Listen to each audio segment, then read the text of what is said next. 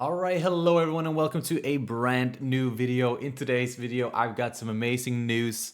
I ran Belo Betty in the Swedish Championship in Stockholm this weekend, and I managed to go 9-0, winning the whole thing. Today I've got a deck profile for you and going over all the tech options that I've decided to put in the deck and why I run them. And I don't think there's much more to say. Let's just jump straight into the actual deck list so you guys can know what I am talking about. So first things first, as always, we're going to start with the 4-cost Belo Betty. This is like the mainstay of the deck, right? It's one of the most powerful cards in the deck because it is a top 5 searcher that is boostable to 5k, which is like incredibly powerful, right? Because at 5k you can hit all your opponent's leaders most of the time, at least. And it's just an incredibly powerful card for just 1 Dawn. Don't lose hand size. It swings. It's just a value play, right? One of the strongest cards in the deck.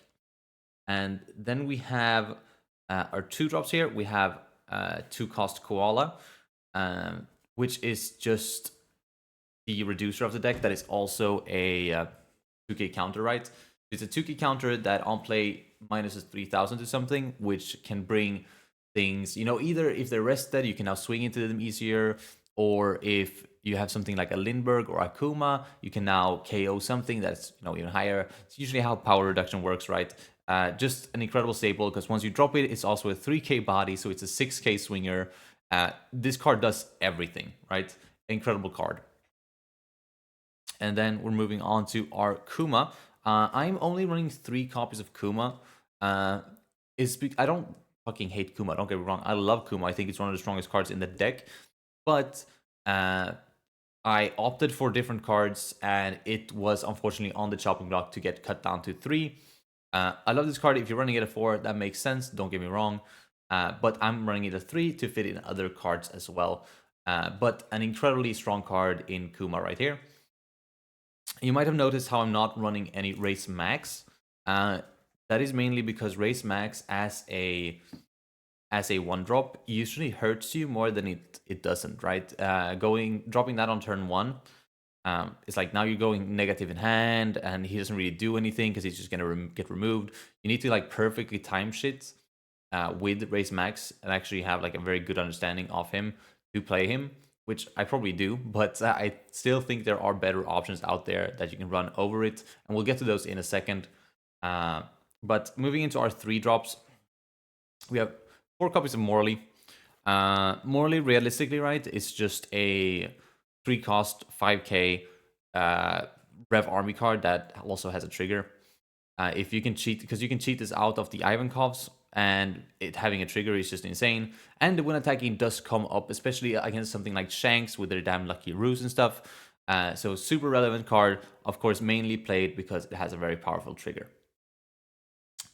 And then we're running 3 copies of Inazuma. This is just the best rush card in the deck. If you're running Dragon, ew, that's gross, dude. This is infinitely better than Dragon. It can be cheated out of your Ivankovs to just make you have like an incredibly explosive turn, and it's a really good finisher. And like I said, especially if you have like a 4-cost Ivankov on board, you can do some crazy shenanigans with this and just make like turbo plays, right?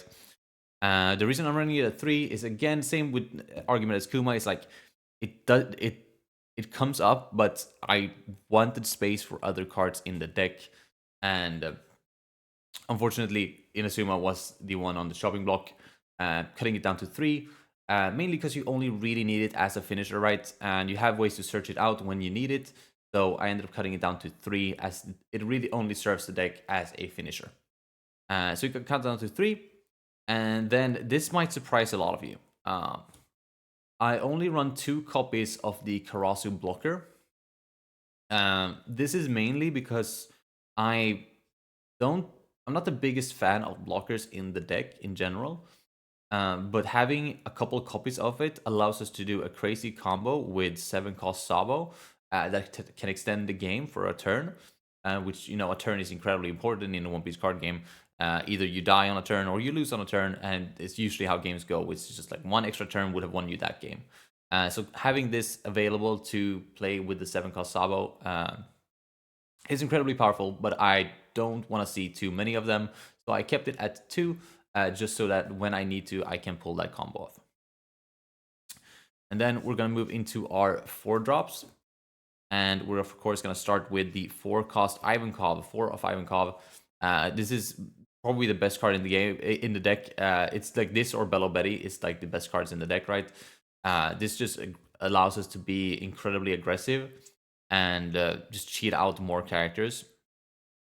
And if you can stick, if you let this stick, right, then you're on. Like when you play it, you cheat out something, and then every other turn, you can just activate main once per turn, cheat out something else. So it's like a threat that your opponent has to deal with instantly. And if they don't, because like you cheated out a Karasu or something, and they think that threat is bigger, then you're getting a bunch of value off of this card, and it's incredibly strong, especially when you can play it off of things like 5-cost Ivankov or 6-cost Koala. It can be incredibly strong and like a game winner just in itself. This is what you want to see on turn 2, always. And then we have 4 copies of Lindbergh.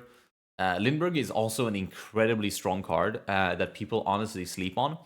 It's a 4-cost 5k. When attacking, you can KO a 3k or less, which is just incredibly powerful because we have things like reducers. And it also does have the same trigger there as Morley, that you can trash a card and play this. And it literally won me so many games just coming out of life when people weren't expecting it.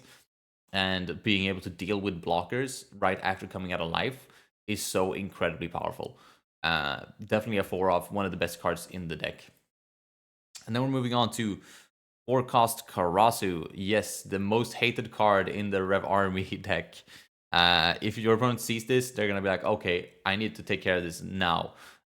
This is a threat on board, both on play and like if it sticks right, it keeps reducing, and it's a huge threat to your opponents. And generally, like realistically, right, if you're a Belo Betty player watching this, you might agree with me that this is not like the core, like it's like part of the core, don't get me wrong, like it's part of the core deck, but it's just not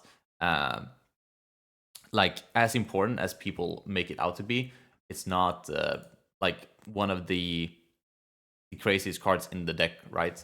So, but your opponents are gonna think that. So they, when you do like Ivankov Karasu on turn 2, they're just more likely to deal with Karasu, which just gives you even more value off of your Ivankov. So that's like a really strong play. Then we have 1 copy of Kuma, the 2k counter. The reason this is here is not because it's a good card or any sort of tech at all. It's because I only had 2 copies of this promo Sabo. So realistically, this would be a 3rd copy of this Sabo. But I only had 2 copies. I hadn't gotten the other ones yet, and I actually had to borrow one from a friend of mine. So shout out Lily. Thank you for borrowing me your 5-cost Sabo. But this card is insane. This card arguably won me the entire tournament. This is a 5-cost 5k 2k counter. Activate main, you can add the top or bottom of your life to your hand, and this character gains 1000 power during this. That sounds awful on paper, right? But the fact that you have a 5-cost body that you can cheat out with like Ivankov's, because it's a 5k, so you can cheat it out with Ivankov, that can be anti-starve, which is really good in certain matchups. It specifically helped me against Enel, like just cheating this out. That way Gedatsu now isn't live, Yamato's not gonna touch me unless like they deal with this instantly. So it's like, it's literally a threat on board because it can just draw you a card every turn while negating like starve techniques, right? So an incredibly powerful card. And it definitely, I would run it at 3 because I only run 7 2Ks. But if you're running 8 2Ks, this at 4 is like basically a necessity. I know it's a little bit expensive right now, and it's probably not going to go down in price unless we get like a incredible Rev Army 2K revealed from OP13 or something. But at this time, this card is like an actual staple of the deck, and I didn't realize just how much of a staple it was until I played this tournament. This is the first major tournament I've played with this card, and oh boy, is it a fucking powerhouse. Like I would literally cheat this out off of my turn 2 Ivankov rather than Karasu. most of the time. At least if they're trying to starve me. If they're not trying to starve you, this card doesn't do anything. But at that point, it's still a 2k. So an incredibly powerful card. Get yourself a playset of these.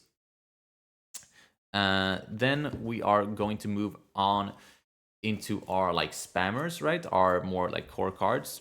And we're running 4 copies of Ivankov and 2 copies of 6-cost Koala. This is because I found myself. I used to be the other way around. I used to be 4 Koala, 2 Ivankov. But against things like Lucci, it is really important that you can consistently cheat out multiple characters every turn. Otherwise, like you can't quite keep up. And you can't do like 4 koalas in a game, right? Like you die. But you can do 4 Ivankovs in a game.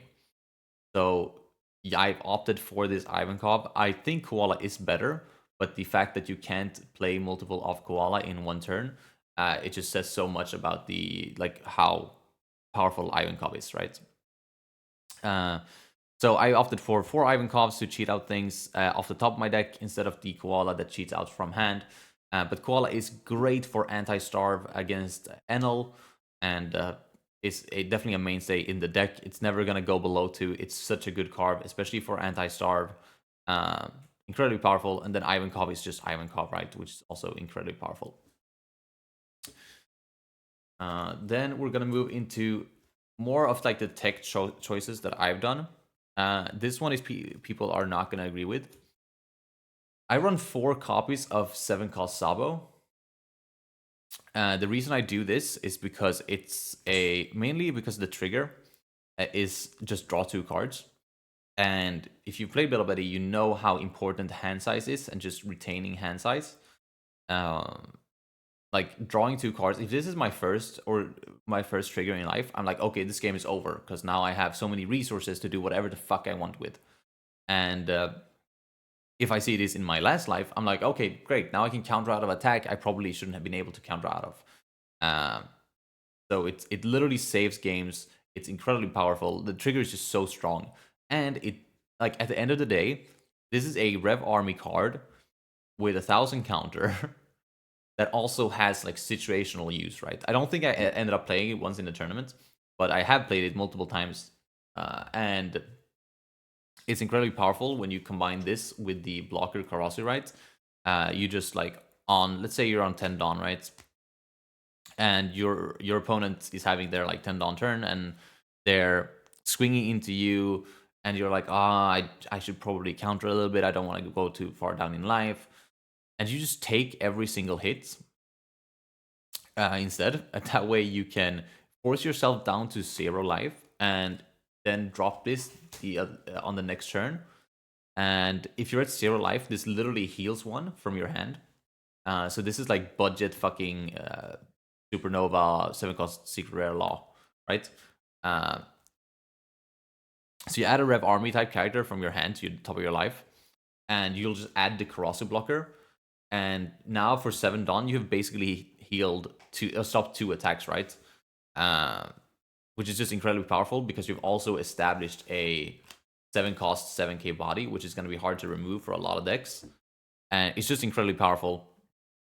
But you do kind of have to force it. Like if you see a line where you're like, okay, I'm feeling good about this, like going down to 0 and then healing, I feel like that's better than just countering and losing hand size. That's definitely a play you can do, but like I said, it kind of has to be forced. But when you do force it, it still works, and it's incredibly powerful. After that, we have 3 copies of Emporio Tension Hormone. This is such an interesting card to me because I used to run it at 4 because I think the trigger is insanely powerful. And then I ended up cutting it in the end to have space for other cards. And in my most recent deck lists, you haven't seen this card in the deck at all. But right before I went up to Stockholm to play this tournament, I was like, I really want to try to fit Hormone in. I had a friend who was like, hey, why don't you play this card? It's insane. And I was like, yeah, I know it's insane. I used to play it. I just don't fit it in the deck anymore. And then I was like, well, maybe I should make space for it. It is an insanely good card. And that's where I cut the like 1 cost, the one off the Kuma and the one of the Inazuma. And then I cut Karasu down. just to fit this card in here. It is such a power play. Like if you hit this trigger ever at any point in the game, it's gonna win you the game, and you can use this counter. So the counter is like, don't sleep on this counter. People will like literally, like if you have an entire board and you just rest everything, swinging in everything, and just leave 3 Dawn up, great. Now your opponent can't deal with the board, either because they're too scared to swing or because you have the counter in hand, right? And literally just like I've had this conversation with people on the Belo Betty Discord, like you can just fake this. Like people are so scared of Hormone that like you can literally just fake it. But if you have it, that's even more powerful, because at this point, even if they're not scared of it and they do end up swinging, that's a power play for you. I actually ended up winning my like a very important semifinal game with this card, because what I did was I had like an almost full board, but I did not have lethal because I was playing as an Enel. And so what I did was I put 2 Dawn on leader and swung into his board just so that he wouldn't have lethal. I swung 7 into his Nami, and he took it. And so I just left my entire board standing, and I passed with 8 active Dawn. And I was sitting on literally the only Hormone in hand, nothing else. So I passed with 8, and he was like, oh shit, what's going on here? And he didn't expect me to have it, right? And so what I did was I took my first life. It ended up being a Karasu, and then I counted out of the second swing of my life, and I cheated out the Karasu with this. And that way I had enough swings next turn to push for lethal. So it's like an incredible power play that you can just do that. So do not sleep on Tension Hormone. Probably make a video on this very soon as well. It's just such a good card. And then the final 2 cards are going to be 2 copies of Stage. Stage is good still. I've just cut it down to 2 because I found myself finding it a little bit more than I wanted to, and the fact that it is searchable off Belo Betty means if you really want it, you can find it still, and it can be clutched in a lot of matchups. But I think 2 is enough. Like the deck just doesn't have space for more if you don't change the entire build. The way this deck runs, 2 is enough, and 2 is perfectly fine, and also like just very strong. So that is going to be the deck there. If you want to try it out for yourself, I highly recommend so. But of course, put in the 3 copies of Promo Sabo instead of the 2 and the Kuma. This obviously is wrong. So just do that. And yeah, those are like the tips. I'm gonna do another video where I play the deck more and actually go over some of the playlines as well. So make sure you're subscribed for that. Other than that, I guess I'll see you in the next one. Peace.